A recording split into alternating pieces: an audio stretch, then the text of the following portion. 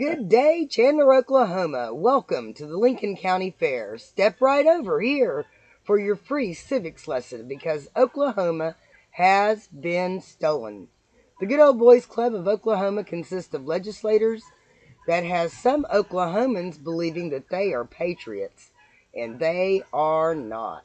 They only want to ensure the passages of many dangerous and destructive bills that all reach the agenda of moving the farmer and the farm communities into large 15-minute cities being ran by AI and powered from the green energy that they took from the property that they stole from you with all your sovereignty attached. There are three positions in Oklahoma government that really run things. That would be your speaker, the president pro tem of the Senate, and your governor. The Speaker of the House and the President pro tem are the ones that appoint committee members. They are chosen on how well they follow the leadership and do the bidding for them. This is what Kevin Wallace did to rise to fame within the walls of our state house. That means that Kevin voted with the leadership and their agenda enough to keep moving up the legislative scale. I guess. I don't know what you would call that. Oh, mercy. To do it slow enough so that the people wouldn't catch on to what he was doing.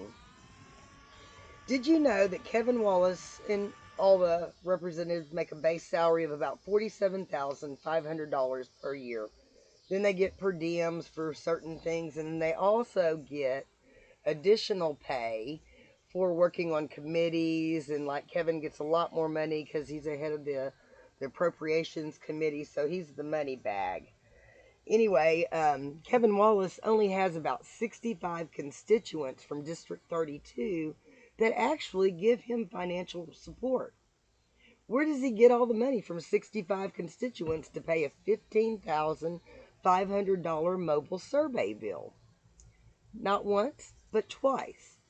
And those extra strong advertising cards cost approximately $3,900 per run.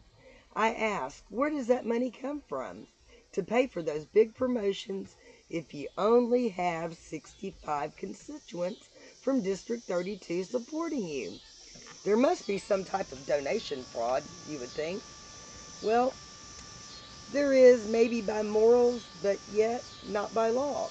As you begin to read these bills, many legislatures have been caught on camera talking about how stupid we the people are. And we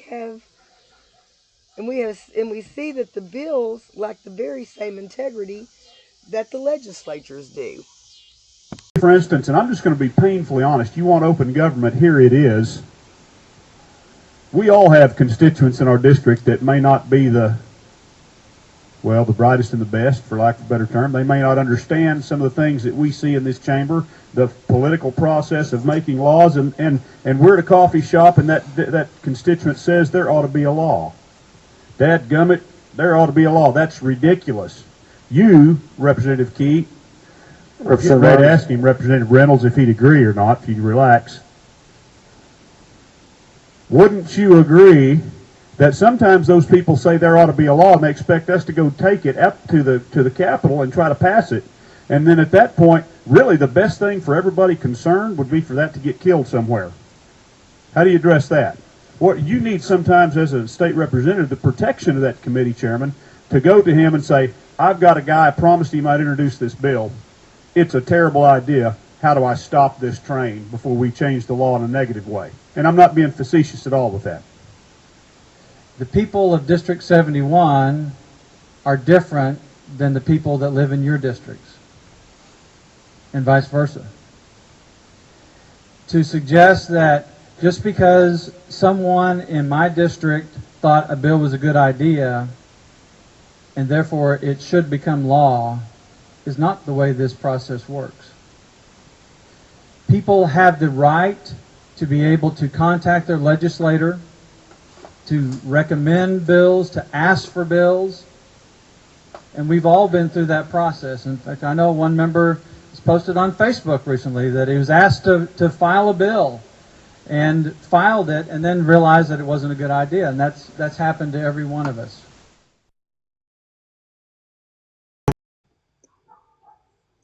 You are not stupid, and they are for thinking that we are. Lobbyists are allowed by the Constitution, and yet we still have weak and lax laws. Lobbyists, by definition, can be you or I. We could be lobbyists. And technically, fighting the green agenda, we are lobbyists. But the lobbyists with the money get things done the way they want it done. So now we have to look at the PACs and the super PACs that have the ability to receive dark money to help get agendas pushed through. These PACs, they also give the lobbyists the money to become friends of a candidate. This is mostly funded by rich families and large corporations that need to get bills passed to increase their profits. I highly recommend that you read the book by Oklahoma House Representative Charles Key. His book is called Stolen Government. It's an easy 88-page read that will empower you in the end. And a little plug for Amazon 2-day delivery to rural America. So the well-funded lobbyists are the ones being represented, not you. Unless you have big bucks. It is not we the people. It is the corporations, the elites, the foreign nationals that they represent. So after the 2020 lockdowns and the 2020 election still, I began to understand that we the people really have most of our power at our local, school, and state government levels, where we can affect positive change for we the people. If we are strong in our towns, strong in our counties, strong in our state, we can put laws in place to protect us from the national government, or go along with good federal we the people legislature. So that's why it's so important for us to be involved in school boards, in local government, and in our state legislatures. We need to pay attention to what they're doing to us. So while we were all focused on all the national drama, they came and stole our state, Oklahoma. So when they tell you to look over there, you really need to keep your eyes on them, because they're about to make some moves that's going to take things from you. That is another part of their little game that they love to play against you, average citizen. So today, we have the honor of having our governor show up to help Kevin get reelected to his last term via a small county fair in Lincoln. So Lincoln Boulevard is coming to Lincoln County. We need to take Lincoln County to Lincoln Boulevard. Why is it here? Why is it so important to get Kevin elected to his last term? Let's just take a look at Kevin's 2022 conservative voting record. That was a 70. That's a C. My parents would have never accepted that. But wait, it gets better. In 2023, his conservative voting record dropped even more to 40%. Kevin Wallace, that's an F. We don't have your grades for this year yet. I'd be willing to bet you that they're close to 20% or less. So if Kevin was somehow to get elected, I'm sure by the way they are having to spend against a non-politician that beat him in the primary, may be why he is losing so badly.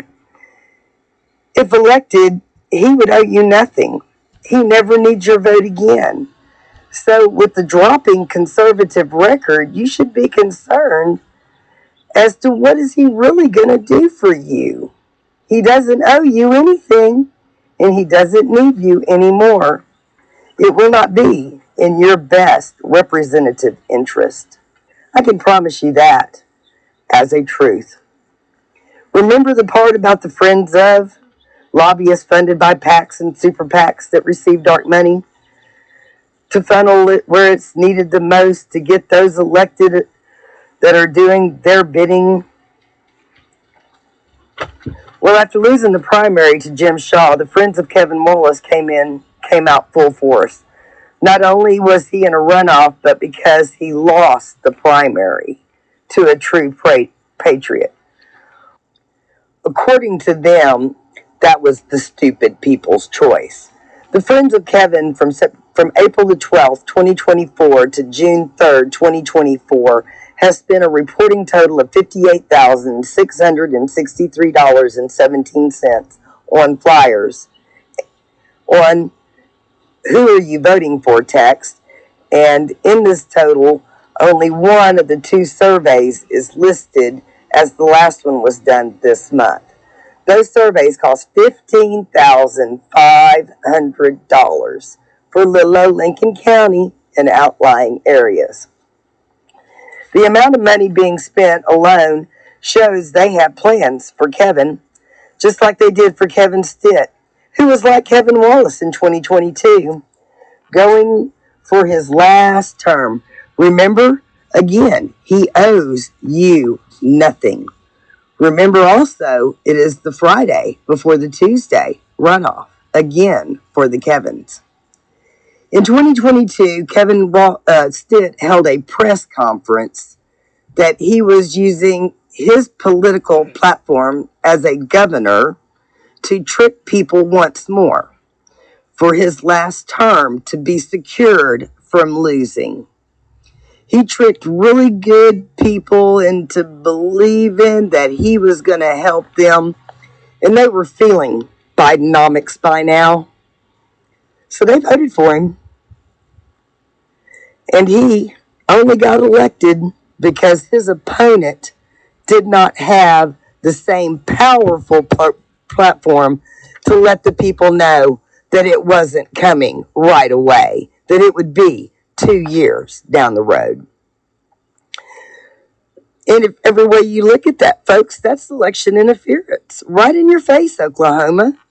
That Friday, he promised to call the legislatures back, which he did not do, into session, to give us the grocery sales tax relief. He knew it would be over a 2-year period before they could get it done. They had plans to show how Kevin Wallace and other legislators just like Kevin saved them with sales tax relief. But wait, they still need more money from your wallet.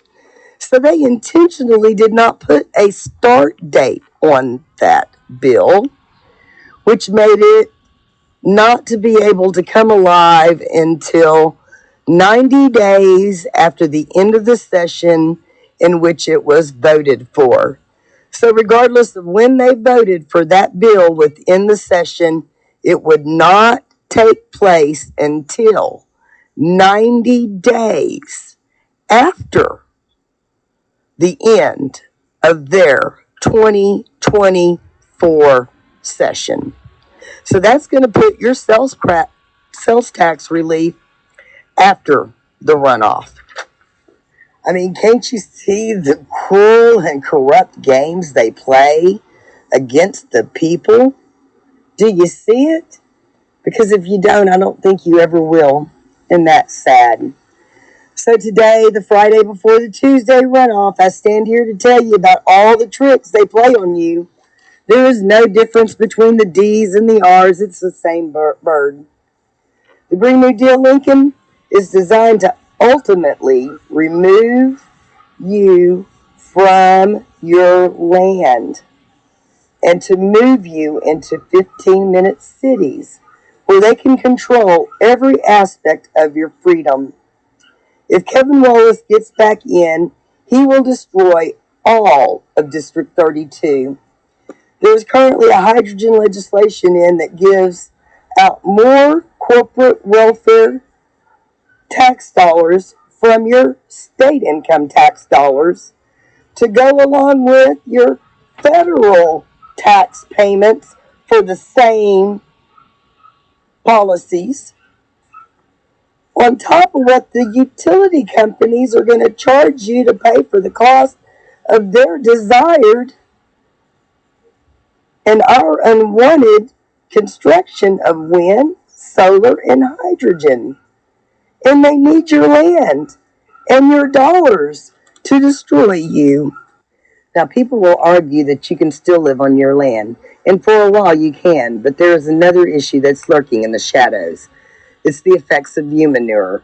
This can eventually allow the government to come in and superfund your property because of PFAS. That's forever chemicals.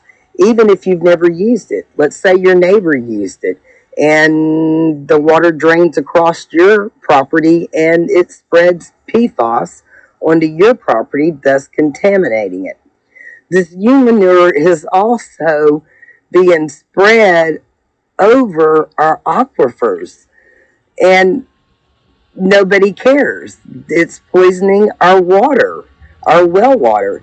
And they knew that this was not safe, but they pushed it anyway. 8 years ago, they started pushing the humanure, and the farmers are it's given to the farmers twice a year. Now, we know that when the government gives you something, you need to find out what strings are attached. In addition, they offered to do the disking of their land and then apply the biosludge for them, saving them lots of time and lots of money that our farmers don't have and time that they really don't have. So this to them seemed really, really beneficial. But they truck in the biosludge from the Oklahoma City sewer and waste for Lincoln County. Now, this biosludge contains chemicals and pharmaceuticals that cannot be removed from the sludge. Did you know that Oklahoma still allows for chemical abortions? That too is also flushed down the drain. Thus, it can cause sterilization problems for not only our human selves, but our cattle and livestock and other farm animals also. And I didn't know that Oklahoma was the only state that offers chemical cremation. And they flushed that too down the drain in Oklahoma City. And that too is hitting the fields that grow our food and the food for our animals. Kevin Wallace was videoed at a meeting where he admitted to only using it twice. I thought that seemed kind of suspect, don't you? Because if you're going to use it, wouldn't you continue to use it? So I started thinking, well, maybe he needed to use it to convince other farmers that it was safe to use it because the other farmers had common sense.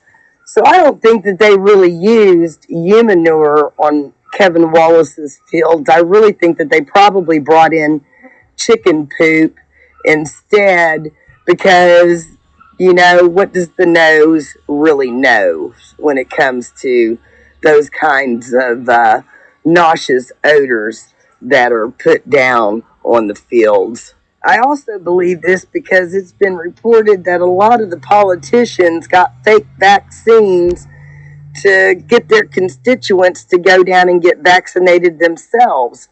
And then it was learned that these vaccines that the politicians got were saline. So I really kind of think that Kevin Wallace maybe had the same thing going with the biosludge. And for that reason alone, I think that we need to have Kevin Wallace's fields checked to see if it even has any PFAS that is equal to the amount of PFAS that was on somebody else's land that was only humanured twice. Folks, we got these politicians out there that are claiming all these things about a non-politician. And in the political world, that's called projection. And that's why we need these receipts. When they say something, they need to be able to show you some documentation of sorts. Be it a video, a news article, or even the bill itself, or even proof that he's done what this done. You can't make people guilty by association, which Kevin has done. He's doing that because he has to get this green agenda accomplished before the end of his time. because he's made promises and he's had promises made to him. If he keeps his promises, he's going to have a very sweet job in 2 years. Jim Shaw has been able to take his words, his bills, and his policies and his voting record to prove that Kevin really is for the green agenda, even though he says that he's against it. I mean, can you see all the little games that Kevin has played? Now let's talk about this bill that they supposedly got through that's really good for keeping foreign nationals out of keep them from buying our land. It's real funny that Kevin Stitz just came out today, and I'm producing this the day before the event, and he said that Kevin Wallace has done everything to protect Oklahoma land from foreign investors. But what he failed to mention to you was the fact that the bill that they did do has absolutely no enforcement teeth, and they couldn't even divine what a foreign national is. Now, those are two very key elements to have a bill. So, with toothless foreign policy bills and green energy and telling you that he can't zone it for one county, when he did zoning for Washington County alone for another project. He approved that for Washington County. Now I have to ask, why does Washington County have a right to have legislation passed for them, and we don't have that same right in Lincoln County? My main reason for being here today was not to stump for Jim Shaw. Oh, you how your politicians, your career politicians, the ones that are coming new, they're new. But your career politicians that have been there up to their last term that they can run, which is 12 years for your House representative, and his voting record declines yearly to being less and less conservative that he originally ran on. Why are you people not doing your due diligence and researching these people and finding out why there's somebody that's got a primary against them? Usually if somebody primaries somebody, it's because they're very upset with what they're doing, because they're paying attention to what's going on in that House and in that Senate and what's about to go before a governor. And you're going to pay closer attention to your governor to see what deals he's working behind the scenes.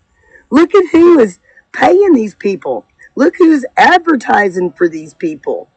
Those are the ones they're working for, not the 65 constituents of Kevin Wallace. Education and learning the process is the most important thing you can do. A lot I have learned has been from research. A lot's come up on Facebook, and you link to an article, and it'll link to another article, and you'll be down so many rabbit holes, you'll be pulling your hair out.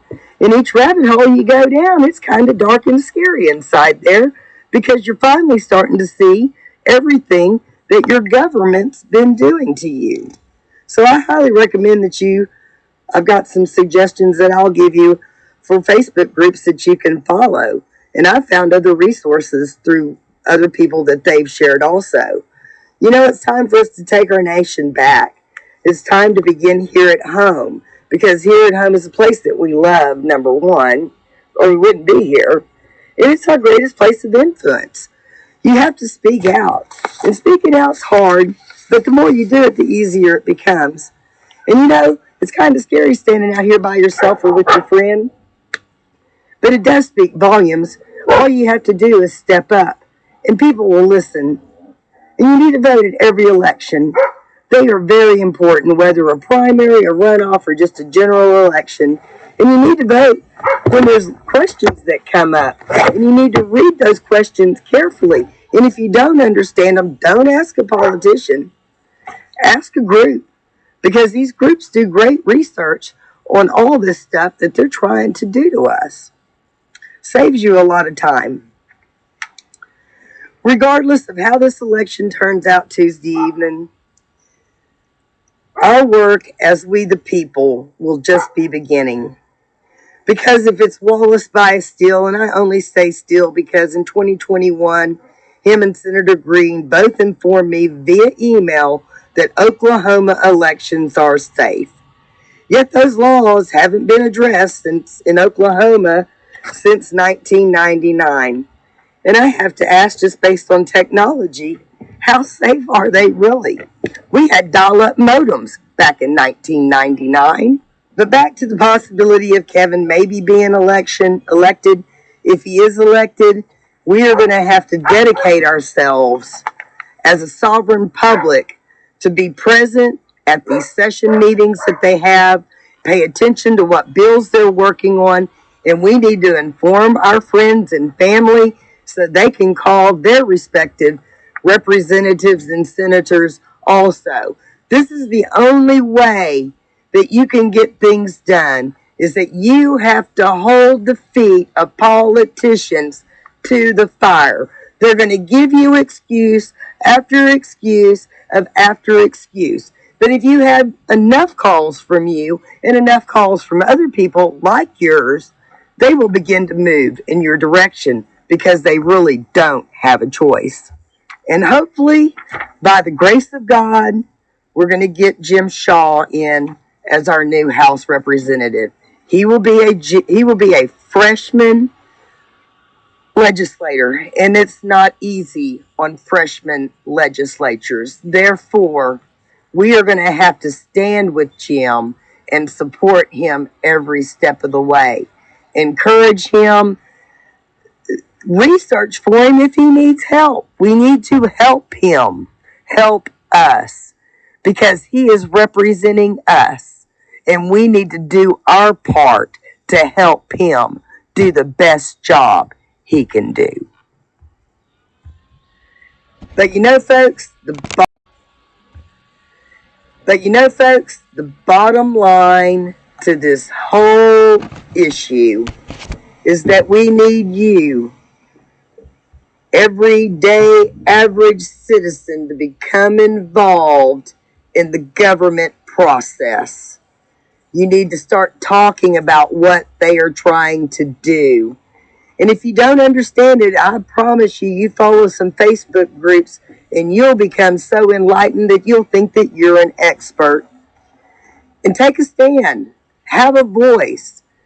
You know, if you don't do anything, our children and grandchildren have absolutely zero to look forward to. And with the rise of suicides in our young people, you really need to stop and think about what you're not doing to protect their future. And I'm sure if you stand up, in the end, your own children and your own grandchildren will be ever grateful for saving their freedoms and the right to pursue happiness in a safe environment.